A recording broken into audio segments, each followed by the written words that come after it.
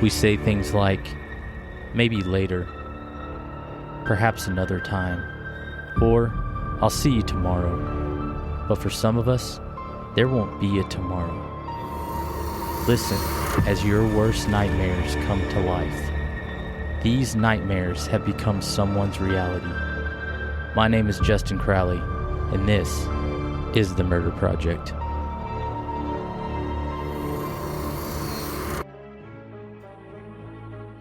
Hello everyone, and welcome to episode 42 of The Murder Project. My name is Justin Crowley. I'm so glad to have everyone back with us.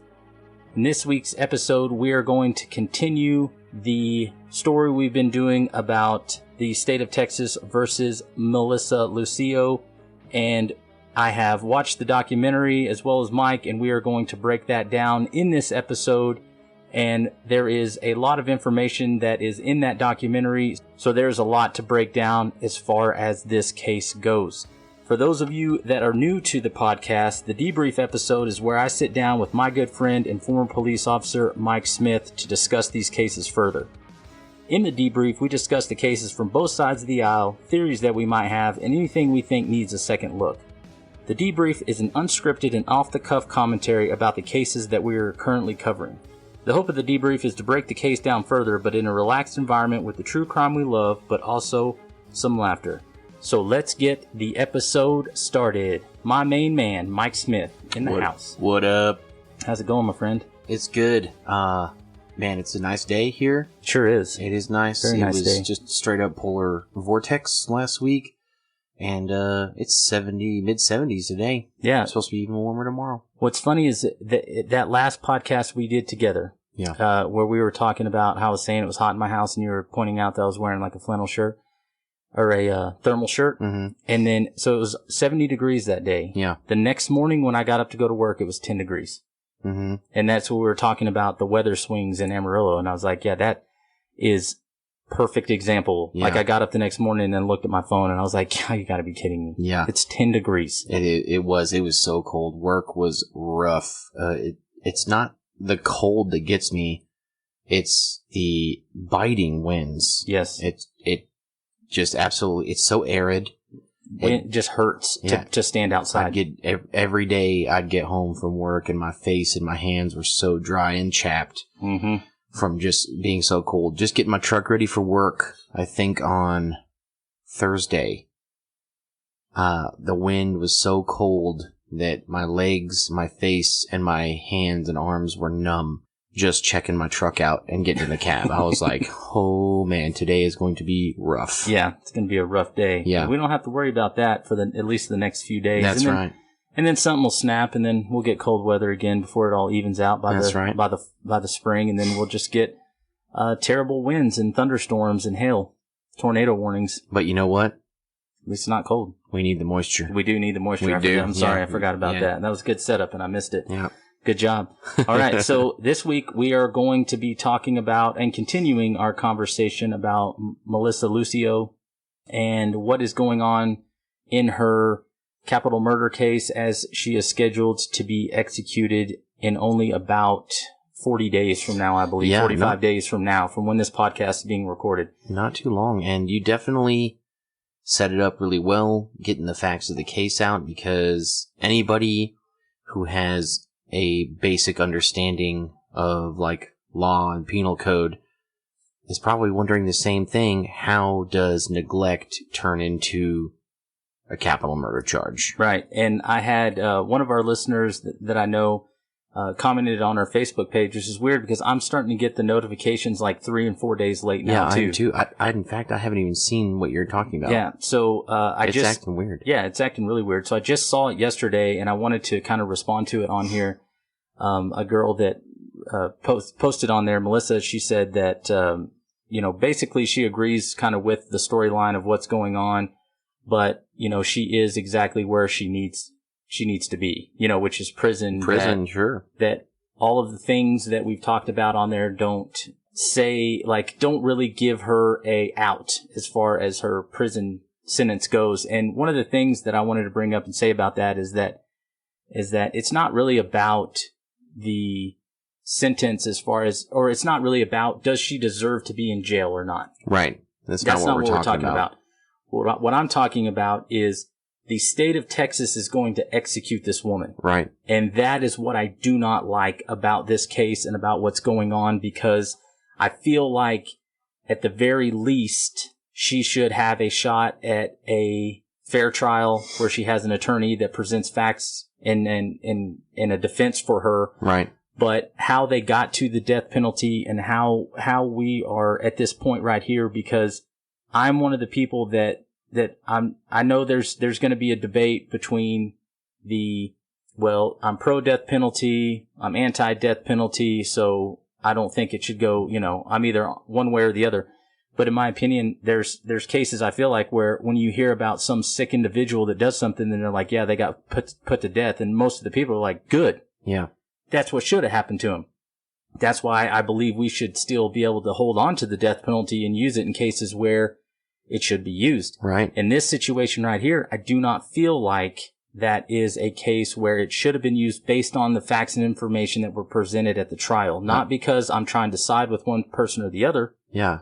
But because of that actual reason there, and the fact that if later on something comes out, which I'm sure something always does, if she is executed, this will be a stain on the court systems in Texas.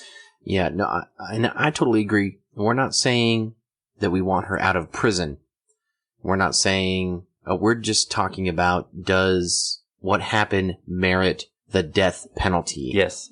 Because there have certainly been worse things that have happened in this country where they didn't get the death penalty. Absolutely.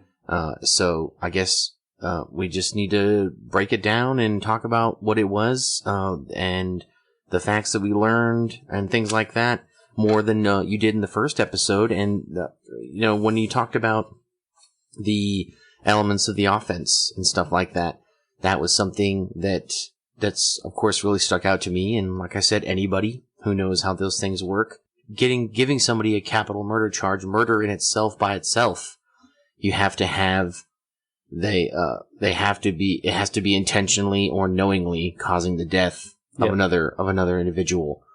And I just don't see it here. Yeah. Is it neglect? Sure. Should there have been something done to find care for Mariah? Yes. We all wish that it happened. Yeah. But just because it didn't does not mean that turns into intentionally, knowingly causing the death of that person. I don't see how they get from the neglect of the matter to being culpable for capital murder. Yeah, and I think that everybody can probably agree that there are situations that happen in this case that warrant Melissa going to jail. Sure. But now that we have the death penalty attached to it, you're going to have people that take sides, and that's exactly what I don't want to happen in this case, where they say, well, she's right where she needs to be, so carry on with the death penalty. Right. Or the other side's going to be, she deserves to be free. Yeah. It's not a reduced sentence. It's free Melissa. That is the thing that everybody's saying. And we also have to take into consideration she's been in prison for 15 years now at this time. But what I'm saying is that because all of this took place, now we have a divide. And the divide only goes, it seems like the narrative that's being spun in the media right now is the divide is either put her to death or free her. Yeah. And I feel like we're getting into some dicey territory here, and that's why we have to break this down, because I don't think it should be either. Yeah.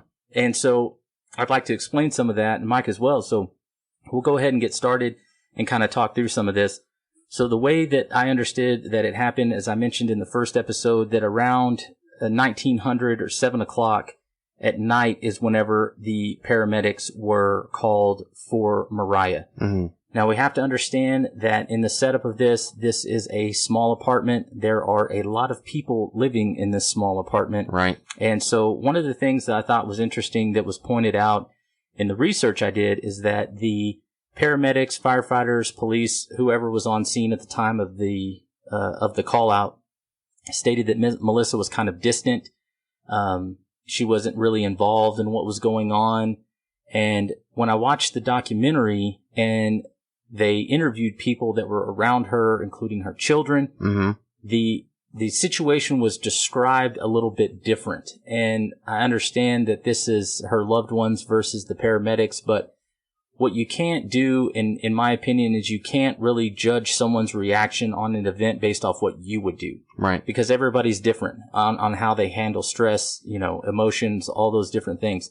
We also have to take into consideration, and something I'll talk about later, is Melissa's upbringing and the things that happened to her, which I covered some of it in episode 1, but I'm going to go ahead and kind of and go through a little bit more. But they said that she was kind of distant.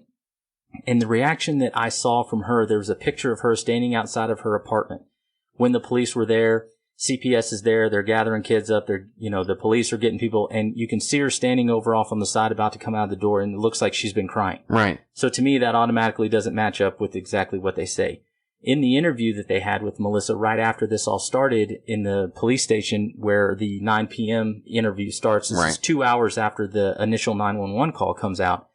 She's in the interrogation room, and she looks visibly distraught. Yes. Like she is emotional. She starts crying.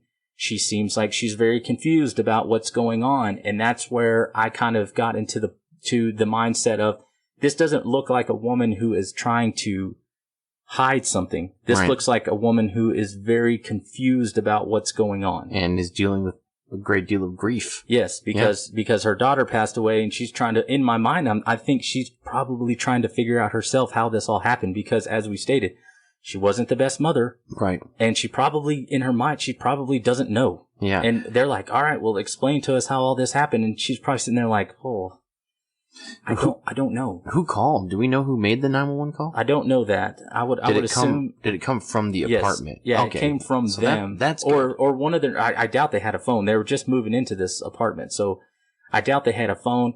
I know they didn't have water utilities hooked up. There was something. One of the documents I read stated that the previous place they lived at, the water had been shut off for 3 months before they were probably evicted out of this apartment. Oh, goodness. That they had stayed in a nearby elementary school park area for some time, that they had actually lived there. So they're moving into this apartment. This is the new apartment. One of the kids described that day kind of as a normal day in the house. There's a lot going on. Melissa's trying to get the house set up, and she's also cleaning the apartment that they're going to live in. I saw pictures of the apartment from the time of the incident. Yeah. It is a small area. It is a very run down area. We're talking very low income area. Yeah. Not very nice neighborhood, not very nice apartment. Yeah. So she's in there doing dirty, very used. Yeah. Very used. She's in there doing some cleaning. I'm sure that the tenants probably didn't just do a bang up job of getting these apartments cleaned out and putting some fresh paint on there and all that stuff. They just paint it. That's right. So once the incident kind of starts unfolding and Melissa's at the police station, one of the things I thought was interesting from the interrogation is that you saw obviously a good cop, bad cop routine going on. Mm-hmm. And in one of the videos that I saw, a detective is trying to have Melissa demonstrate how she used to spank Mariah. Because if you see the pictures of Mariah, if you go on and look at them, she's pretty banged up. She's heavily bruised. Yeah, she's pretty bruised up, and we'll talk about that specifically here in just a second. But he's telling her, show me how you spank your daughter. Mm-hmm. Would you be standing up, sitting down, all this stuff? And he's having her hit this doll. Right. It's just a baby doll. He's having her hit this doll, and he keeps on telling her, no, stop, not do it like you really do it. Yeah. So, and then he would say, no, do it harder like you should. Like, do it. And as he's kind of talking her through this, each time she's doing it, almost at his direction. At his direction. Yeah. He's saying, like, do it harder. He does say that several times. Do it how you'd really do it. He's hitting hand. He's like, you're showing me like that. And she's like, well, you're hitting your hand and I'm hitting a doll, basically, is what she's saying. But he keeps telling her to hit the doll harder, or he keeps having her repeat this process of her hitting this doll, which is also going to be showed to the jury, right? Later on. And so I feel like that was a kind of a bad setup on her part. She was read her Miranda rights. No disrespect on her part. Yeah. She is ignorant of the law. She does not know what is going on when they bring her into this interrogation room. She does not know what they are going to do to her. And really, I don't think they knew exactly what they were going to do to her, but you do see the detectives, and they're really hammering her. Like, you know what happened. you know who did it. You know you're the one that did this. We already know what happened. Have you seen the bruises on this girl? Have you seen all this? And you can tell that her mind is just spinning. Like she doesn't really know. They're trying to crack her. You're quick. Yeah. Right. And then a Texas Ranger comes in the room. And he walks in and he does he slides the chair up where he's about 6 inches away from her, takes the old cowboy hat off, does the lean in. And he's like, hey, Melissa, it's okay. We understand something bad happened. I know it's heavy on your mind right now, and you just want to tell us what happened. We already know what happened. Just tell us. And I mean, they're literally trying to coax this confession out of her that they've already made their mind up that Melissa is responsible fully for Mariah's death. Yeah. And that she needs to confess to it, that they feel like there's something there that they need to this isn't an accident. This is very intentional. Yeah. You did this. And so the only thing that I found that Melissa kind of owned up to was that she was the one that bruised Mariah. And so that's and we have to consider also that this is 6 hours into an interrogation. Yeah, she looks very tired. Yeah. And she keeps putting her head in her hand. She has her eyes are very heavy. Like she looks very tired. Yeah, and someone mentioned that she got up early in the morning to kind of start tending with the household duties or the kids or whatever that may be. I don't know exactly. I don't want to get into the specifics because you could turn around and be like, she was a terrible mom. What would she be doing? But sure, if her kids woke up early, there is a good chance that she would also rise early as well. In that small of an apartment, I would say for sure. Everybody's probably going to get up on that one. So she'd been awake for almost 24 hours. I don't see any water in there that she could have been drinking. I don't see any food that she could have had. I don't see anything where it looks like she was basically put in this room for 6 hours and interrogated until they got her to say something. Now, she did, on her own admission, say that she caused the bruises to Mariah. I'm not saying that the detectives were just waiting there for the gotcha moment. I don't know exactly how all that went down. I didn't see the full interview. I can't say that exactly, but from what I did see, I could tell you that it was pretty intense. And also it seemed like she was under a lot of emotional distress. Not to mention, you have to consider her history with men, and that she could have been in a very kind of tough, she was in a very tough situation. Yeah, I mean, she's being spoken to very authoritatively. In some ways, it almost sounded like they were shouting. So every time she would talk, they would talk. Sometimes they'd talk right over her. Yep. They were, especially during like the spanking, trying to see, like, to imitate the spanking. He was interrupting her and he was like slapping his hands. And, I mean, she probably just felt, given the experience that she dealt with early in her life, I mean, I don't see how she wouldn't have felt just overwhelmed. Yeah. And it almost seemed like she was just kind of doing what she was told. Right. Almost in a way, like she was just following the instructions. I mean, he was saying, do it. Yeah, do it. Do it harder. Do it harder. Yeah. Yeah. And so that kind of raised a few red flags for me, not as far as where this was going, but just that part of the interrogation where I was kind of like, it seems like they're trying to get something out of her because in their mind, they already made their minds up. Right. This is a done deal. She's the one who did it. There's no other way that they can see that something like this could have happened to this child, even though I think there's a lot of different possibilities that could have kind of played out. We talked about briefly before we got started. I don't know what you have next, but what I want to talk about is while we're, they're collecting all the information and stuff, you kind of see the outside of the apartment and part of the inside. This is a second floor apartment, small, a whole gaggle of people living in it. But the stairs that we're mentioning, they're on the outside. Yes. So this is a external, like outside staircase, made of wood. Yep. It's not like they're carpeted. And this is the staircase. It's believed that she fell down. Right. So that's something I wanted to talk about because her injuries, she is badly bruised. Yeah. It does look like she got knocked around, but I don't think we know enough to say by what, because just a list of the injuries is the scattered bruising that adds up with falling down the stairs. Bite marks on the back? No. Obviously a person did that. Yeah. Who? We don't know. Yeah. We can assume, sure, and most people would assume it was Melissa or Another child. Another child. That's a great possibility. I would say probably it was more likely another child just based off some of the other things. Go ahead. Patches of hair pulled out. That's a bad one. That is a bad one. But also, man, I'm the third of 6 children. Mm-hmm. And if we get to roughhousing and fighting, they'd be getting hair pulled out. Yeah. So I'm whole patches. Yes. I'm not saying that's what happened. I'm just saying hair being pulled out, kids being rough with each other, fairly common. Mm-hmm. And then the broken arm, which was later found to have occurred 2 to 7 weeks earlier. Yep.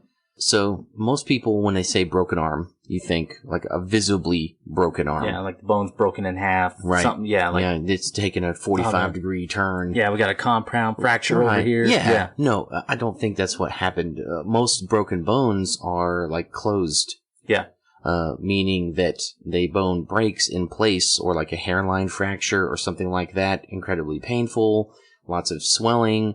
But in a small child that isn't being looked at often or well, it could slip by. Mm-hmm. Just the other day, I was talking to a customer when I was delivering, and I smashed my hand. Happens all the time in my line of work. No big deal there.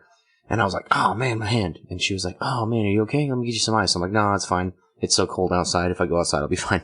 Kind of making a joke. And she's like, yeah, you gotta be careful. She's like, when I was a kid, I broke my finger and I never said nothing about it. And my finger grew back crooked. And she showed me, and it sure was crooked.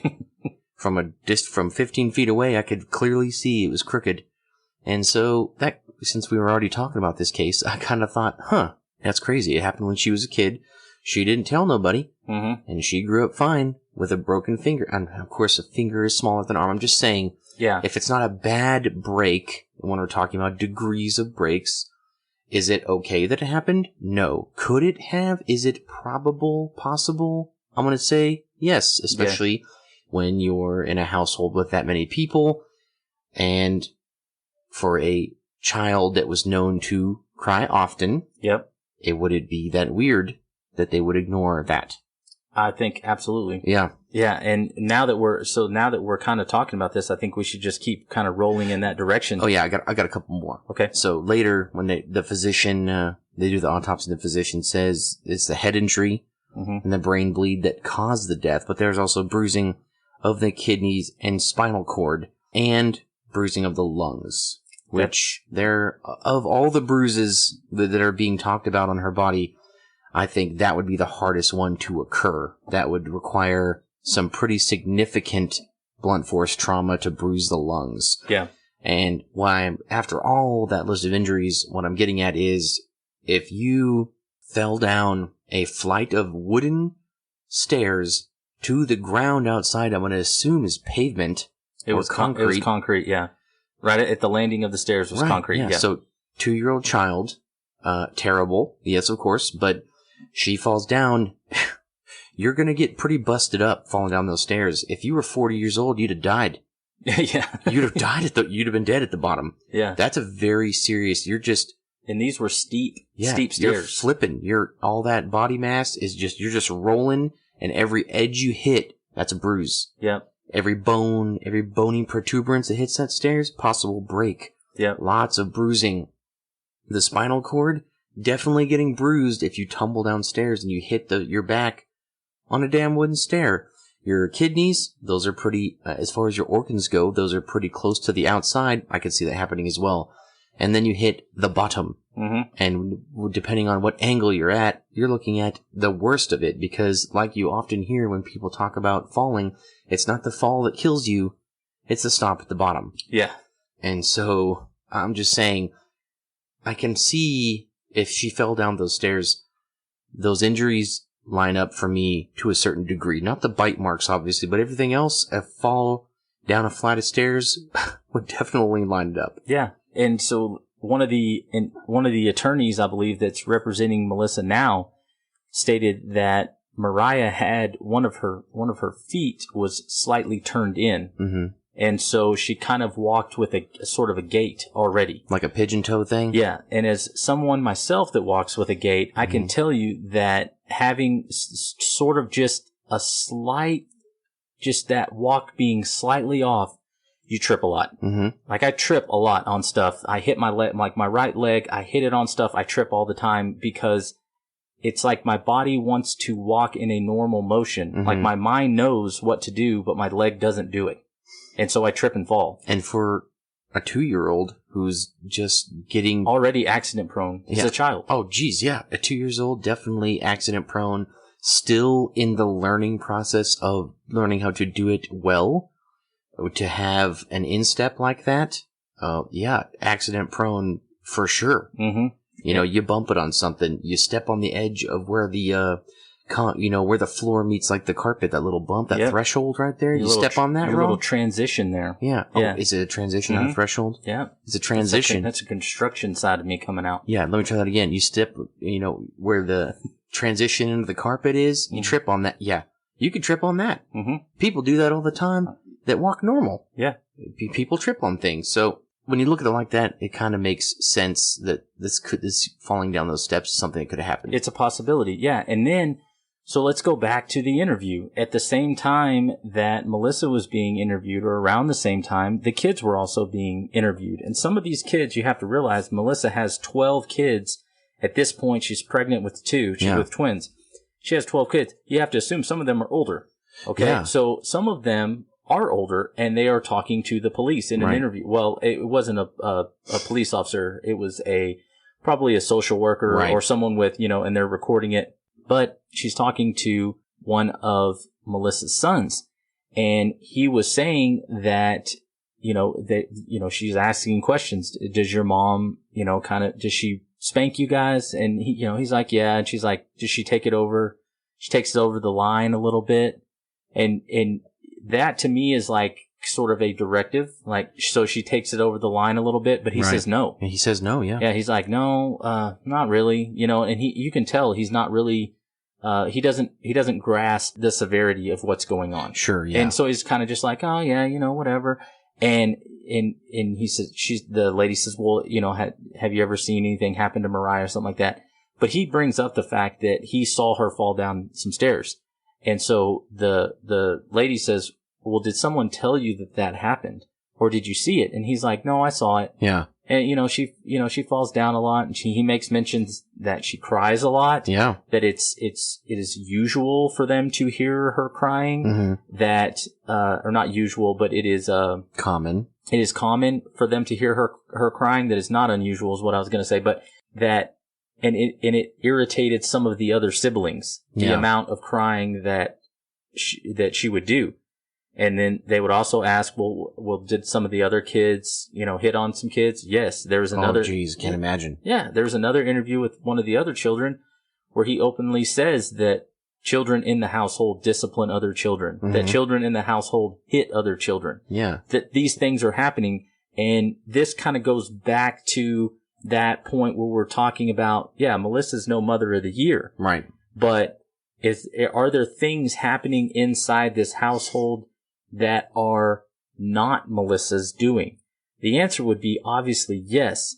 But I know there's going to be people that say like, well, Melissa's ultimately responsible for the household and the children. Absolutely. You are correct. Yeah, but you can't, when you're talking about that many kids, even my family had a pecking order. Yeah. Where obviously the oldest were at the top. Yeah. And certain things, I'm not saying my mom wasn't present. She very much was, but certain things could get taken care of by the older kids so that the busy mother didn't have to deal with it. It's pretty normal. In fact, I see it as completely normal. And when you're talking about that many kids, I mean, it probably happened all the time. Hey, someone's getting into something. The mom looks over and she's like, hey, go grab that kid. Yeah, handle that. Yeah. Go handle that. Hey, they're getting into the colored pencils. Go stop them. Go pick those up.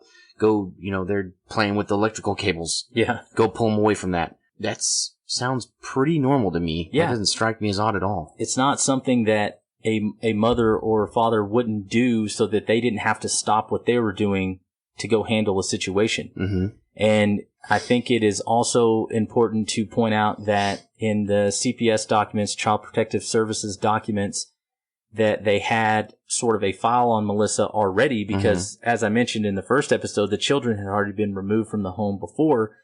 They do note that there is neglect in the home. That is their base reason of removing the kids. Mm-hmm. They do note that Melissa had failed a drug test when they administered her one.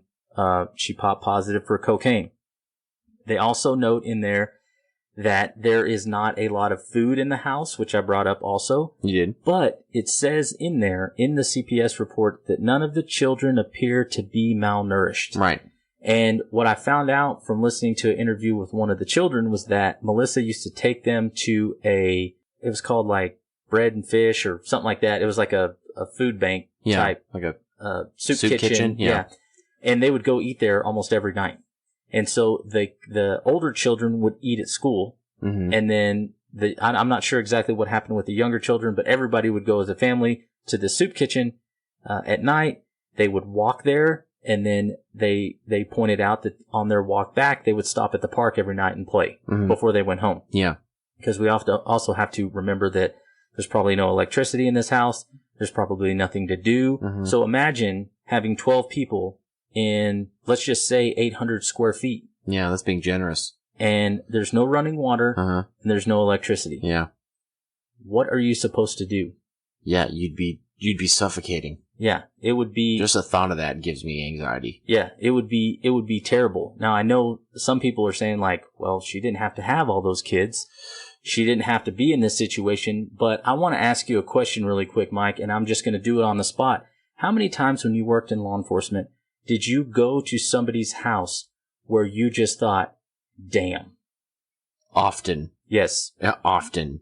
It happens a lot. Yeah, I've mentioned it before. I was surprised at the amount of hoarders in Amarillo. Yeah. And not all of them have families, but there's times where you walk into homes and you're just like, what? It's like a whole other country. Yeah.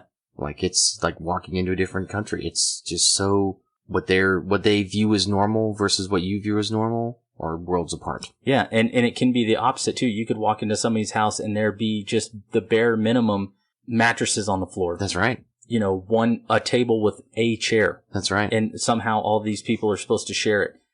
No furniture. Or, like they mentioned in the documentary, the furniture that they got was usually found on the side of the street after somebody had moved out of a place or something, and they would just grab what they could take. But if they are moving around from apartment to apartment and have no means of transporting those items, that means they have to start over every single time. And so I think a lot of people are looking at this situation being like, well, how can somebody get into this? And what I don't think a lot of people realize is that, like Mike and I, when we worked in law enforcement, you would show up to people's houses, and we're talking about the lowest income areas that you can think of. And what a normal life and normal living conditions for them are would absolutely terrify you. Right. Or they would make you very uncomfortable. And it is the fact that they live with nothing, or they have nothing, or the children have been neglected in some way. And the truth of the matter is that when the average person looks at a situation and says, oh, that child should be removed from the home, let me tell you, we don't have the resources to be able to take care of all these children if we removed every single one from the home. Is it a sad reality? Absolutely. It sure is. It is. Yeah, I can remember several instances where I would take a case, where I would make a report, and then have to contact CPS and stuff like that, and then I'd find out that there was no action taken. Right. When I was for sure, just in my limited experience, that there's no way someone could be like, this kid's fine in this household. Yeah, we'll return them back to the parents. Yeah, it's startling because I know I personally lost a little bit of faith in that, how that works. It is a government ran, like, social service. Right. So it takes a long time for wheels to turn anyway, but it's also just a lot of room for things to slip through the cracks. Yep, there's a lot of paperwork, there's a lot of red tape. CPS is already overworked, the foster care system is overworked, overburdened, and you have all of these cases coming in, and you have nowhere to put these children. Mm-hmm. And so what usually happens is that a judge or someone makes a decision to go ahead and put them back into the care of the parents. Mm-hmm. And that's one of those situations where we look at it and we say, well, there's got to be a better way. Well, sure, Sure. I'm sure people have been saying that for 40 years. Yeah. And nothing has changed. That is a totally separate issue than what we're talking about. But what I'm trying to explain is how do we get here? Right. How do we get to the point where people are saying, like, those kids should have been never returned back to the home? Well, there's 12 of them. You don't want to separate the kids, but you have to. Mm-hmm. That means all of these kids are separated and given to different individuals, which is by age group generally. Right. Yeah. And that is going to cause some emotional damage. There has to be something in there. And so later on they think, like, okay, where's this case going? And they're like, I don't know, what do you think? Well, let's just give them back to the mom. And a lot of times that is what happens. Things where you're like, what? And it usually goes a lot worse than this, where you're like you just said, there's going to be some action taken here and nothing happens. And you're like, wow. And that does make you lose a little bit of faith in the system, but I don't think it's not in the public's, I don't think it's under the microscope, obviously. Yeah. Well, also in Texas, the bare minimum that a legal guardian / parent or vice versa, however you want to look at it, has to provide is clothing, a place to sleep, a roof, food, water. I believe that's it. That's all that's required. Yeah. And so based off the CPS investigation, it does show that Melissa was neglectful in some ways, but there isn't anything in there ever about abuse. Right. And that's what I wanted to point out as far as this goes, is when they're looking at it, they're saying, like, yeah, these kids in terrible situations, but she's not an abusive mom, or what's shown on record is her being not abusive. But if you could actually go into some of these areas in these towns, and you can actually look at and see what's happening, maybe that would open your eyes a little more as far as the listener goes, to see, like, what conditions some people are living in and how many people are living there, and how these people are basically trapped in this social poverty. Yeah, in social poverty.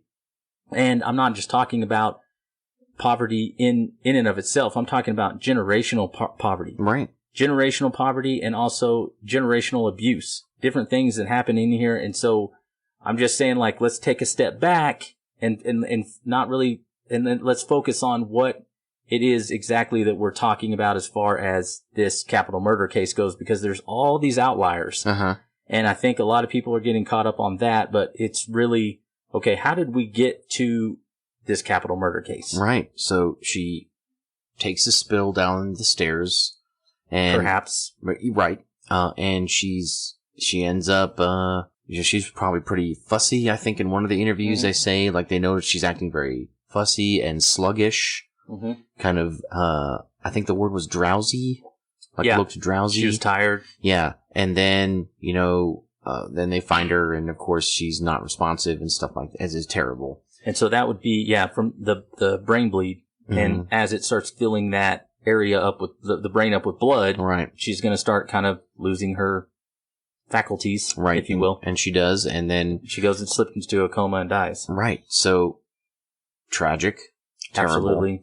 But still, even there's no direct proof that Melissa did anything intentionally or knowingly to cause that. Right. And that's to cause the injury that caused her death. Right. And I think a lot of people are getting the bruising. This, okay, yes, that is true. That is also secondary, because what we're talking about in the capital murder case is that she intentionally, knowingly caused the death of Mariah via the brain bleed, the hemorrhage, the blunt force trauma to the head.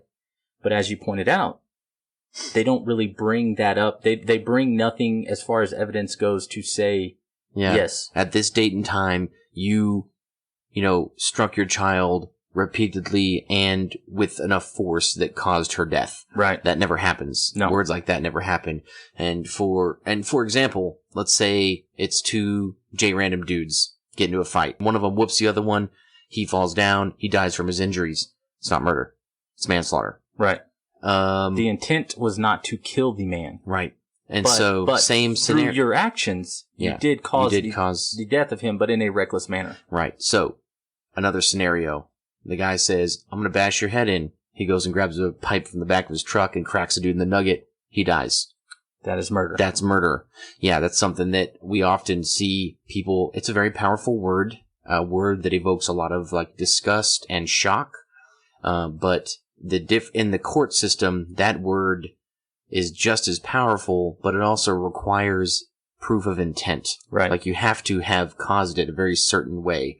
And so when we're coming down to the death of Mariah, there's no solid proof that she caused those injuries that resulted in her death. Right. That's what I'm hung up on. And then so they kind of spin it a little bit and they say, okay, well, she, through omission, right, that she knew that Mariah was injured in some sort of way, she refused to call an ambulance or any sort of take her to the doctor or anything like that.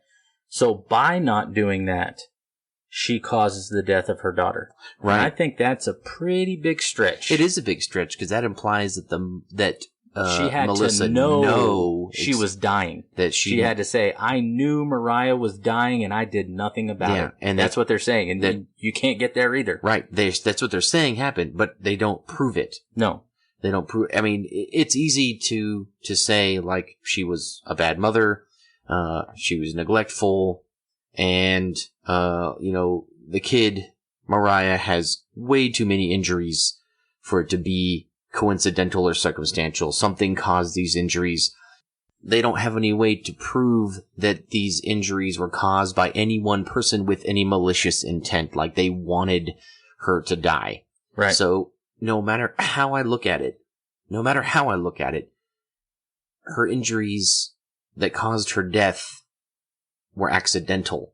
And yeah. And even if they were caused by the mother and she ended up dying from them, it would still be accidental because she didn't mean to do it. Right. Does that make sense? Yeah. I'm not saying it's okay that would have happened. I'm saying there's no way. I just don't see her culpability as far as this goes. Right. Was she did not intend to cause death. And even if it was, let's say, another child got angry that Mariah was crying all the time, and that child intentionally pushed Mariah down the stairs. Mm-hmm. Then you'd be getting into a whole nother situation, but that we don't really have to even dive into because nobody was charged. Melissa was charged with it. Right. But what I'm saying is even the child probably wouldn't have thought that through this act, they don't have the mental capability of thinking through this and saying that if I do this, my sister is going to die. Exactly. But like you said, I don't see how in any sort of scenario I can get to where whether you say it was Melissa or whether you say it was a child that something happened, I do believe it was probably accidental, mm-hmm.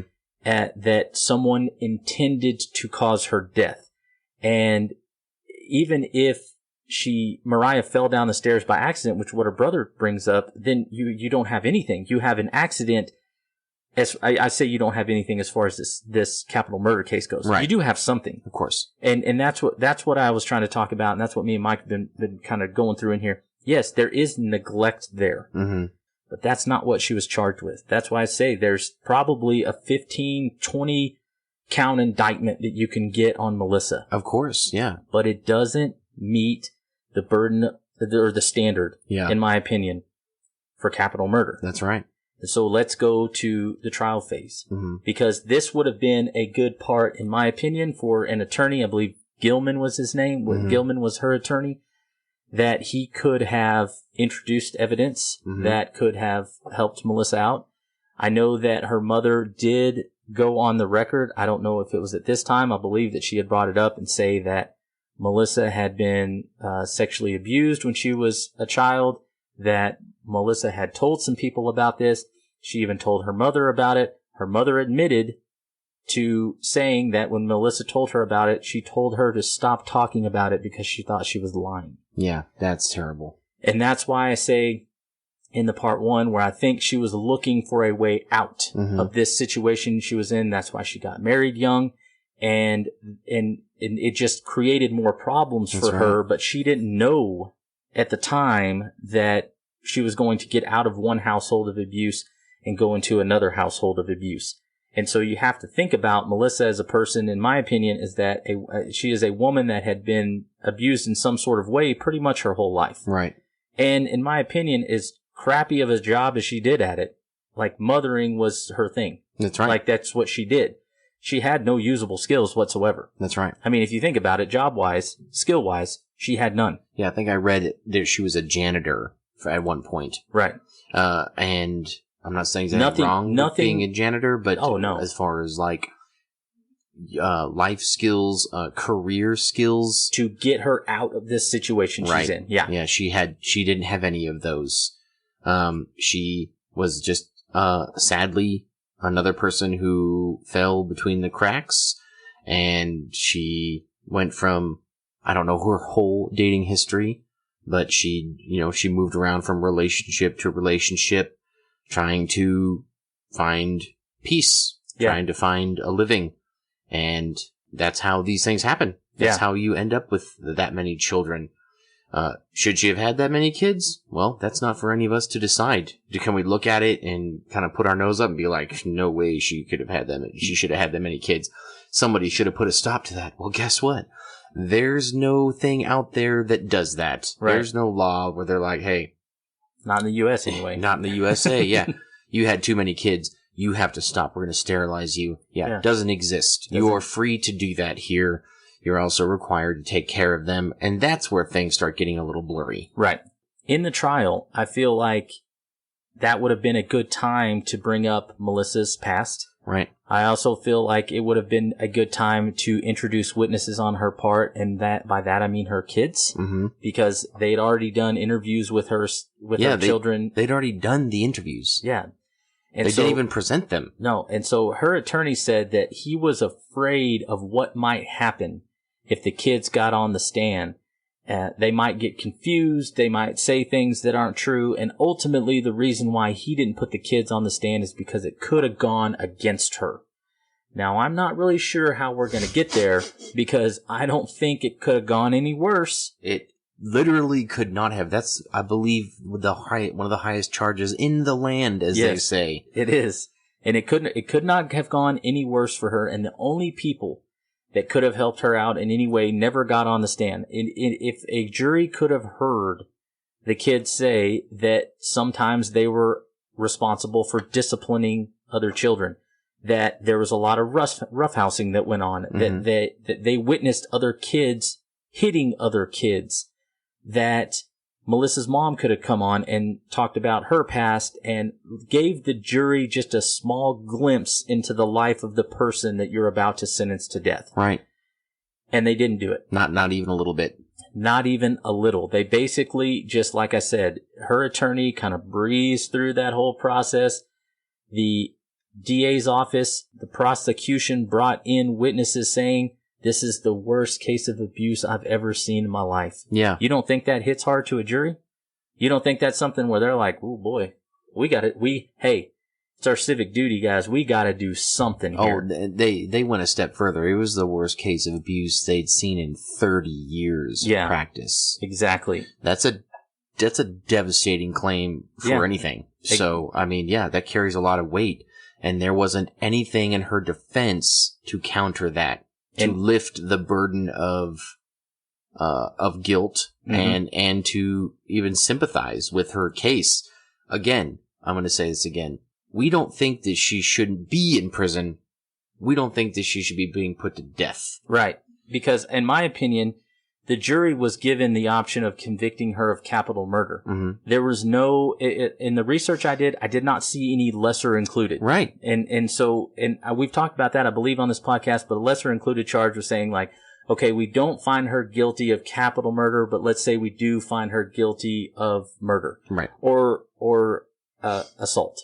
Or negligent homicide, or the list goes on. Right, of course. I don't believe any of those lesser included were in this case, so it was either she's found guilty of capital murder or she's set free. And anybody on that jury is probably thinking to themselves the same thing that a lot of people are thinking right now. They're like, well, we can't let her out. We can't just let her go. Yeah, what's going to happen next? But the only other option was convict her of capital murder, and on the judge's jury instructions that they are seeking the death penalty. Right, yeah. And so as a juror, you would have to hopefully know that by giving a guilty verdict, that means she's going to die. She's going to death row. Yeah. And so, I think there was a lot of missteps there. And then wouldn't you know it, her attorney goes like right after this. When I watched the documentary, I thought it was sometime later, but in the documentary they say pretty quickly after this, her attorney gets a job at the district attorney's office, and a pretty high paying job from what I understand. Like his salary was not comparable to the people around him. And I know that the time that I've spent in kind of in the law enforcement atmosphere, prosecuting attorneys, and when you look at like the DA's office and you look at public defenders or criminal attorneys versus the DA's office, most of the time you have someone who works in the DA's office that then goes to the other side, that goes and becomes a criminal defense attorney. You usually don't see it swing the other way because once you establish a reputation, there's more money to be made in the private sector than working for the county or the state. There's more money to be made. But apparently this guy went the other direction and then got a pretty fat paycheck from what I understand. Circumstantially, that is very strange. And I would also like to point out that if they start uncovering all of these different things, isn't that a stain on the attorney that represented Melissa? Absolutely. And then isn't that guy also a employee at the county attorney's office, at the district attorney's office? He's a employee of the county. Does that not go in some way, shape, or form to his credibility? It absolutely does. And so I think that's another reason why the DA's office doesn't want this thing to come. They don't want to open it back up. Right. It saves some face. Yeah, because this guy and their office, the district attorney's office, could kind of end up they could get smeared in this whole thing, but I think that's why, and they have the power to kind of just brush it off, put it to the side, and nobody else is helping her out as far as I know. And we had the Fifth Circuit Appeals Court. Yeah, so in 2011, she appealed. It was denied. In 2019, a federal appeals court overturned it, but then the court, I believe, the original court, overturned that. Yeah. I'm not sure how that works, because a federal appeals court sounds higher than a state court. Yeah. Of course, I'm not a lawyer. I'm just saying it sounds strange, because a federal appeals court was like, hey, maybe she deserves another trial, maybe take another look at this, and then it went right back, and they said, how about no? Yeah, they said, okay, let's give her another trial. Let's give her a shake at this thing. Let's give it a second shot. And then the district attorney's office was like, hey, we'd like to appeal your decision. And they're like, okay, we'll look at it again. Denied. And they put her back on death row. And that part of it seemed very strange to me, how in one breath you say she deserves a new trial, and then in the next breath you take it away. There seems like there's something strange that goes on with all of that, especially due to the circumstances. I mean, if you looked at what happened in her first trial, and like I said, you would have to look at her attorney and be like, this guy is totally incompetent when it comes to any sort of defense strategy. Yeah, there wasn't one. No. He just sat there and, how did you say? He just sat there clicking his pen? And drinking water. And drinking water. And that's all he did. That is all he did while this happened. And then they hand down the sentence and he's just like, well, see ya. Yeah, his strategy was, listen, somebody might say something bad about you, so we're not going to do that. We're just going to let them say all the bad stuff about you and then see what the jury decides. Yeah. They're like, how does that sound? She's like, sounds like I'm going to go to prison. He's like, absolutely. Yeah, you and are. Another thing is that they offered her a plea deal. And she said, Melissa said in her interview that the first time that she met her attorney, she had never talked to him before until arraignment. He shows up and tells her that the DA's office has offered her a plea deal of 30 years. And in my experience, that's pretty quick turnaround for a plea deal. Yeah, 30 years. And that she said, well, 30 years, I'm not going to take 30 years. I'm innocent. And he's like, well, hey, look at it this way. How old are you? And she's like, I'm 38. And he's like, you'll be 68 when you get out of prison. You still have time to, see your kids or play with your grandkids or whatever you want to do. And she's like, no, I don't want to do that. Yeah. And he's like, okay.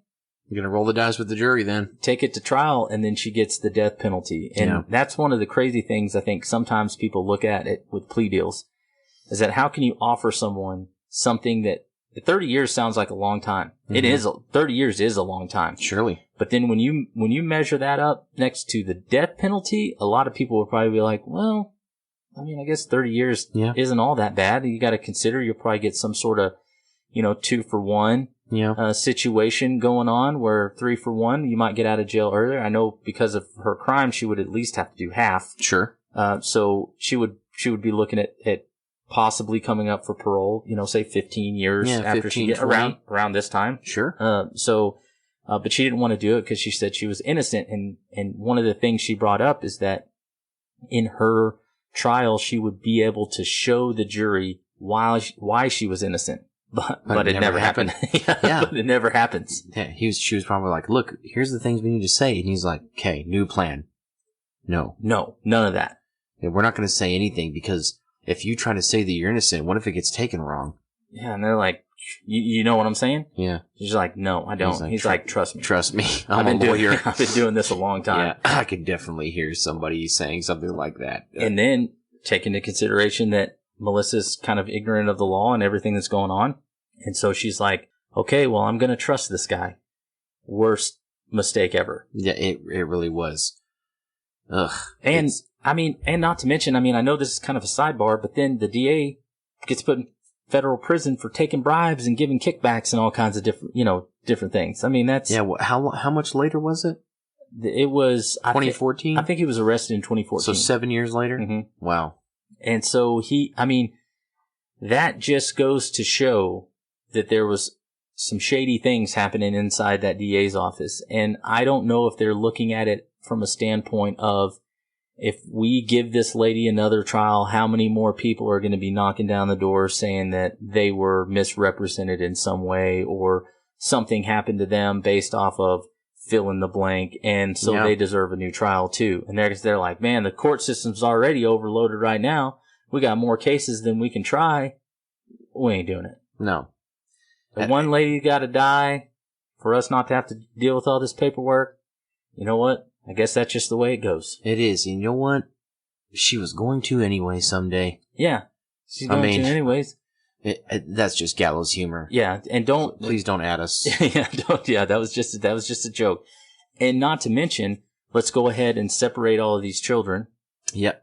That had to have happened. It did. It happened to them. Like, they were all separated, and they, originally, I saw an interview with one of the kids where they were talking to him at the time of Mariah's death, and he was saying, he's like, I miss my mom and daddy. Yeah. He's like, I want to go be with my mom and daddy. And they're like, oh, we can't do that right now. Yeah.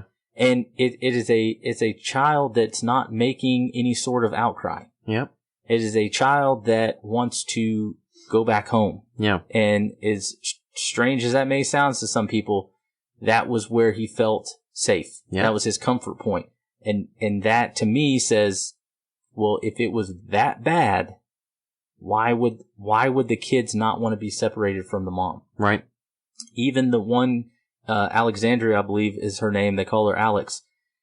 They made mention of her saying that she had hit on some of the kids and things like that. Well, I saw an interview with her as well, which she, of course, denied pushing Mariah down the stairs or doing anything malicious to her in any sort of way, as you would. But what was odd is, like, 30 seconds later in the same conversation, she says that it was common for the older children to discipline the younger children. Right. And so I think there's enough there to say, out of all this stuff we've talked about, there's enough, at least in that point, with just the statements from the children, in my opinion, that this should at least go back to trial. Right. Or at least take the death penalty off the table, commute it to a life sentence, sure, and then fight the appeals from there. But I don't know. It's a weird situation. So we're in a position now where, like we've talked about. I mean, I think there's a lot of different ways you can look at this. We've discussed that, I think, at length. Yeah, we have. But I wanted to get those little kind of tidbits out there, because we're not saying that Melissa is a good person. We're not saying that the way that, and her family does. Yeah. I mean, if you look at the interviews with her family, they all say she's quiet. She was fun. She loved her kids. Yeah. And I know some people are like, well, that's not love. Well, listen, that's why I wanted to kind of set up the living conditions of the family and how they were going through things, and kind of just saying that we're not saying she's innocent of everything, but what we are saying is that I don't think it should be the death penalty. No, I don't think so either. And it's just, I don't know. It's one of those things. I'll put in the first episode, I put a link to the Innocence Project's page where they have the full story on Melissa and ways that you can help and things like that. If by listening to this, it compels you to do something in favor of Melissa. Yeah, take a look. Yeah, take a look at it. But that's one of the things that I think where things get confusing is that, as I mentioned, you have the two sides. Mm-hmm. People are trying to get her released from prison, and other people are saying, well, she shouldn't be released from prison. But what could happen if this case is overturned is that she could be charged with additional crimes. Mm-hmm. Say the DA's office is like, okay, well, we didn't get her on that. Let's go back and get her for something else. I don't think in a setting like that, even if she's found guilty of something else, she'll go back to prison because she's already got 15 years on a sentence that she shouldn't have been in jail on. Right. Also, this whole entire time she's been on death row. Right. So that elevates it a little bit, because when you're on death row, you don't get the same liberties, if I may. Yeah, it is liberties. As someone in prison. That's right. I mean, prison sucks. I'm not going to say it's not. You get an hour outside and then you're back in your cell. Yeah, you get an hour outside. She might get it every day, but the state only requires, if my memory serves me correctly, 1 hour 3 times a week. That's right. And so if she gets the luxury of going outside or getting some sort of rec time 1 hour a day, then that's a bonus. But she doesn't get to be in general population with the rest of the people that are in jail. She's basically just lived in a isolation type environment for the last 15 years. 15 years, yeah. And so, like I said, if you feel compelled to do something, you can always look out to that Innocence Project. Also, that documentary, The State of Texas versus Melissa, they have a website. I'll link that in the notes as well. And I hope something happens, because like I said, she's on the clock. I think, max she's got 45 days or something like that. It's in April. I wrote it down, but I didn't bring that set of notes with me. But she has a limited amount of time for someone to step in and do something, because as Mike and I have pointed out, we think there is a strong case here to say that Melissa should not have been convicted of capital murder based on the circumstances of the evidence and how that evidence kind of laid out. In January of this year, Cameron County signed an execution warrant for April 27th, 2022. April 27th. Okay, so it is March the 2nd when we're recording this podcast. So she's on the clock. She doesn't have long, and I think that the reason we wanted to cover this case is because it's in the news right now, and I think it's pretty hot button. Mm-hmm. And so, anyways, I think we're going to leave it there for this episode, but we'll see you guys next time. Yeah, let's do it. Yeah, all right. Goodbye, everybody. Later. Thank you guys so much for tuning in and listening to this episode of The Murder Project. Our numbers are going up, our downloads are going up, and we have you guys to thank for that.